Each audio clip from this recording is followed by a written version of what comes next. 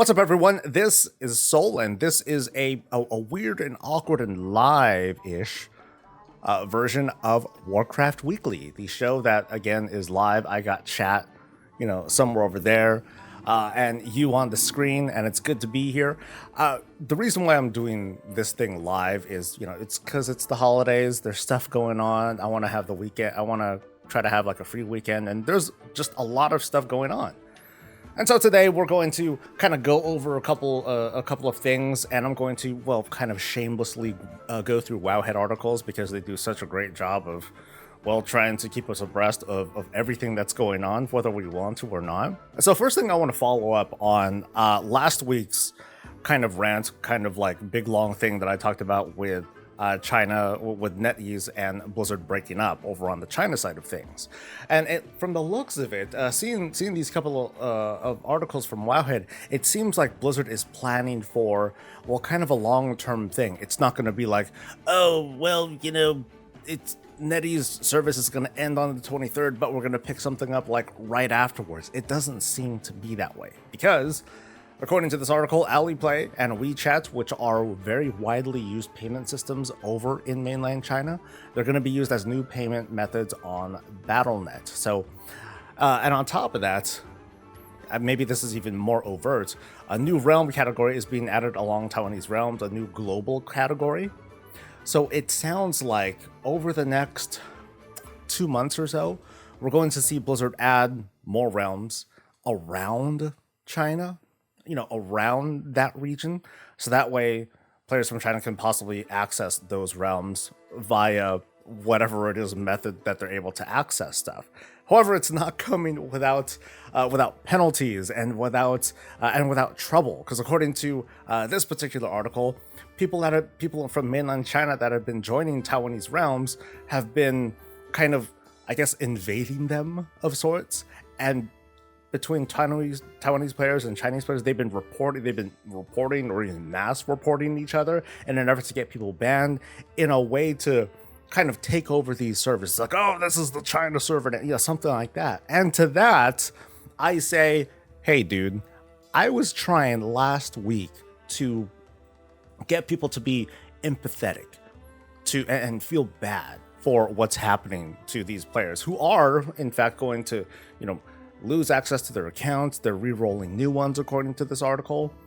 But this kind of behavior, it's not doing you any favors. It's making you look bad. It's reinforcing all those negative stereotypes that people are trying to say, that I'm trying to resist. But this ain't helping, dude. Don't do that. And now, of course, it's not representative of an entire country or an entire race of people, but it's just stuff like this that really don't help that cause. And it's going to make it's going to turn into anger towards Blizzard. Oh, they're kowtowing to this audience, and they're letting this toxicity take place. They should just make these Chinese only realms, yada yada yada. When really it ought to be all of us just enjoying our own time here as gamers. And unless you're in PvP, then Horde versus Alliance and all that stuff. And I'm sure the comments here, if there are comments, I'm sure the comments here aren't going to be very glowing, such as, oh boy, here comes the we're going to see reverberations from this. I mean, imagine an entire region being locked out and they still want to play. It's not like, oh, it's gone, I guess we ain't going nowhere, I guess we're gonna stop playing. Some folks are going to keep playing. They still want to enjoy what WoW has to offer, for better or worse. And I guess these people, they're not looking entirely at Blizzard, or they're not looking at WoW. They're not blaming WoW. Of course, they're going to put blame between this botched agreement between NetEase and Blizzard. And there's all sorts of, so far, not super verified information about just what led to the breakup, so that's not something that I want to get into here. But the reactions are definitely something that we're seeing now. Did I have anything to say about this really long blog? I think this is the longest blog that Blizzard has ever written, and it should be. This is an entire system, almost from pretty much top to bottom, complete, beyond whatever features that they're going to add. And so they better have like a pretty detailed blog about this. I already went through this blog. This is the profession blog. And like I said, it's very long. I'm glad that they made it long. It's not long enough. There's not enough information. And this, I guess what I'm trying to say is that this cuts to when we get into Dragonflight, there are going to be like things that we'll be able to almost immediately understand. Oh, this is how dragon riding works. Oh, this is a disaster. I don't know how to fly at all. How do you do this thing? Talents. We're already used to that stuff. This is a feature. This is the expansion feature of Dragonflight. And it is being understated because it is a mostly optional thing, but it's big and it's deep and it's non-sexual, but it's very, it's a very complicated and it's not for someone to just like pick up and go with. It's going to be something that people are going to, take a bite out of each and every day and slowly get used to these things. And while info dumping like this helps, I'm sure they had like professional people like write this up and it was edited time and time again. People are still gonna get lost, and I hope this is the worst of it. I fully predict that people are going to get lost in this. People are going to make mistakes. There's going to be bad feelings had. But my hope is that beyond class balance, that this is going to be, the complications behind this and all these new things that people are learning are going to be like the big woe of Dragonflight. And if it is, that feels like it's going to be a win. The hype train for Dragonflight is steaming along. In fact, it's growing speed in ways that I did not expect. One way is through all these like crazy promotions that are going on, that are helping out, that are just like really getting the community involved. There are like it seems like almost everyone is giving away Dragonflight heroic keys. I'm gonna be doing the same, to be fair, but there's so many of them being given out. It's being given. It's almost like concert tickets, and like the radio stations are giving out them free tickets that they get and give them out to viewers. That's pretty much the same thing that's happening here, but I think that's a great energy that's going around. And we had just learned that with regards to the support a streamer program, where if someone were to gift 2 subscriptions to a streamer on Twitch who is who's participating in this, then they'll be able to get a pet. Now, one thing that many of us were worried about before they announced who's going to be a part of this promotion is, well, I don't want them to have this be for only like the big variety streamers that bring in like tons of traffic, or even I don't want it to be like a short list of people who happen to be lucky and they're like the privileged few, while the rest of us down there, well, we get to stay down there and suffer, and that's not entirely fair. So instead, Blizzard did was, we're just going to give it to like everybody who had ever done it before. So from how it looks, anyone who had streamed World of Warcraft during the first drop promotion, almost all of them were eligible to, well, they basically got an application. They got an application to sign up to be part of this program, and pretty much everyone who did sign up got in, which is nuts.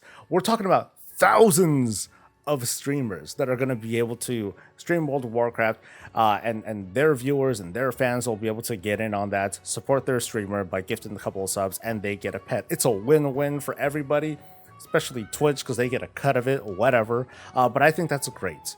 I think it's great that everyone is going to be supported. I think it's great that hardly anyone is being left out. The only small drawback is that it appears that for technical reasons that they can't include like more people. It seems to be kind of a Twitch thing. So that stuff's going to be amazing. It's going to basically mean tune in right here, tune in with your favoriteest streamer if you want to support them, and you'll for the most part know that you'll be able to participate in you'll be able to get your pets, and they'll be able to participate in the drop things are going to happen. The Feldrake is going to happen during launch. It's going to be nuts. There's a lot of cool stuff that's happening, and and I just can't hold back my excitement over it. I think this is really, really cool. Moving on, we have the somehow we have the Season 1 Mythic Plus affix rotation. So we already knew that it was going to be reduced from 12 weeks to 10. But let's take a look at what these things actually are. So we'll just talk about the combos. Fortified, Raging, Quaking. Fortified Raging is always kind of like a bit of a challenge, but Quaking is like nothing. And bosses are cake. So I think this is like this feels like a good intro week. Tyrannical, Bursting, Grievous. Oh god. Damn. So I mean trash is trash, but man, like Bursting Grievous. Oh, that seems bad. I mean, tyrannical bosses, okay, that's not a big deal. Whatever. So bosses are just bosses, but man, this trash at higher keys, ooh, this gonna be messed up. Fortified, Sanguine, Volcanic. Ugh. Oh, you know that, no, not so bad. Not too much movement. Volcanic, you know, doesn't get everybody. So it should be easy enough to move. Yeah, so this is an easy push. Tyrannical, Raging, Storming. Knockback. Nah, it's not so bad. Not so bad. Because it's a tyrannical week. So whatever. Fortified, Spiteful. Spiteful, I thought they took out. Oh, no. It was Inspiring Necrotic that they took out. Okay, so Fortified, Spiteful, and Grievous. Spiteful, that could be kind of rough. But it's not, not the end of the world. Yeah, not really the end of the world. Control, Spiteful, Grievous is nothing. And yeah. Tyrannical, Sanguine, Explosive. These two aren't really related to each other. Yeah, not really. Unless the tank is like really into like the interrupts or, you know, into getting explosives and stuff. But this if anything takes the tank out of it kind of takes the tank out of the equation, because they'll kind of be concentrating on making sure their movement is okay and watching mob health. But you know, a paladin will probably still do stuff anyway, or you know, between judgment, heroic throw, throw glaive, and all that. Yeah, so not a big deal. Fortified, Bolstering, and Storming. Storming not so bad, but just Fortified Bolstering will just make keys feel a little bit slower, but not the end of the world unless your DPS just is not really controlling their stuff very well. Tyrannical, Spiteful, and Quaking. That seems kind of easy. Yeah, that doesn't seem so bad. Tyrannical, Quaking can be bad depending on the encounter.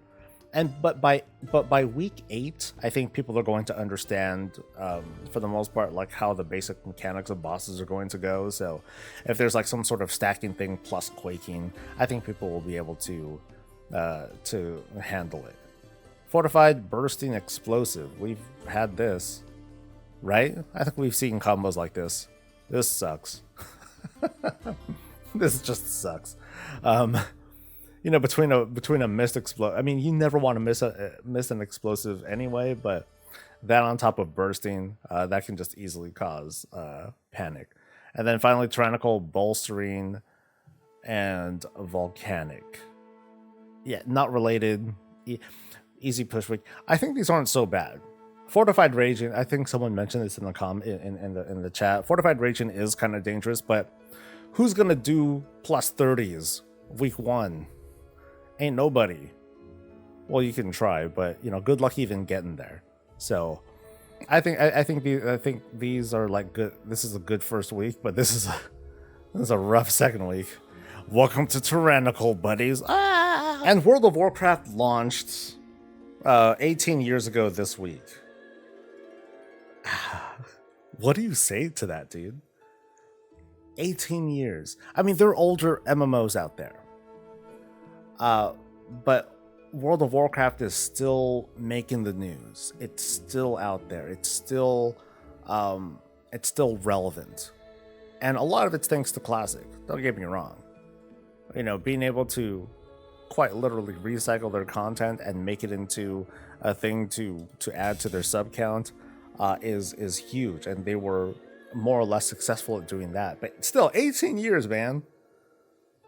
I wasn't even alive 18 years ago. I'm kidding. But that's a long time, man. How many of us have built families? How many of us have seen children grow? Or how much have you grown? Or how much have your careers changed? How many houses have you, how many places of living have you lived through? How many cars have you gone through? How many relationships have you gone through? But you're still here. It's it's nuts. 18 years ago, like for those of us who have been around, whether it was the entire way or just kind of off and on, man, the world's a way different place than it was back in 2004. That was like the Bush administration, if you want to think in that context. That was a long time ago, man. And I would like folks to just sit for just think about that for like 30 seconds. Like, what were you doing back in late 2004? I just want folks to like think about that for a moment, and maybe share like a 1-2 sentence story about just what things were like back then, and how that compares to now, and maybe some folks will have some very interesting short stories. But with it being 18 years that have gone by, we're not just celebrating like 18 years of World of Warcraft, but 2 years of Shadowlands this week, and it's over. This is it. We're gonna leave it behind. We're gonna put up a gate and hopefully for some never go back there again. I did put out a rant earlier that I talked about it from the sort of perspective of someone who just observed things through and through, without quitting, but I was just kind of observing everyone's reactions to stuff. But I just wanted to ask folks, now that we've gone through this particular expansion and perhaps the end of this era of WoW, what do you guys think, and what are you looking forward to? And that's kind of where I wanted to leave it at for folks over on YouTube, to just like share your thoughts now that we're kind of in this calm before the storm. But to just share your thoughts on that and to get ready, because next week is gonna be nuts. Next week I'm going to be of course I'm going to be on for the launch. You're going to catch me probably an hour before it actually begins, so it's going to be roughly around 2:00 Pacific time. But I'm going to be playing through all night until I am max level, and then probably even then I'm going to start the grind before the first daily reset. So I hope you guys will join me for that. I'm gonna put stuff on social media to remind people of when things are happening and how it's all going down. Get ready for reminder videos. Get ready for more guides. I have the add-on video that just came out, so it ought to be a good time, I hope. So I hope you'll join me for that. I want to thank everyone for joining me. This has always been a blast, and I want to thank you guys for joining me for this entire alpha and beta journey. I know it's kind of like a week-by-week thing of me telling you all these little incremental updates here and there, but it's always a joy to help people out whenever I can, and I get the energy from you, and I appreciate that. So I want to thank everyone. The folks over on Twitch, you guys are amazing. Folks over on Patreon, thank you for supporting me. Thank you to you, viewer, for making it to the end, and I'll see you guys for the next thing. Stay safe, stay healthy, and stay breezy.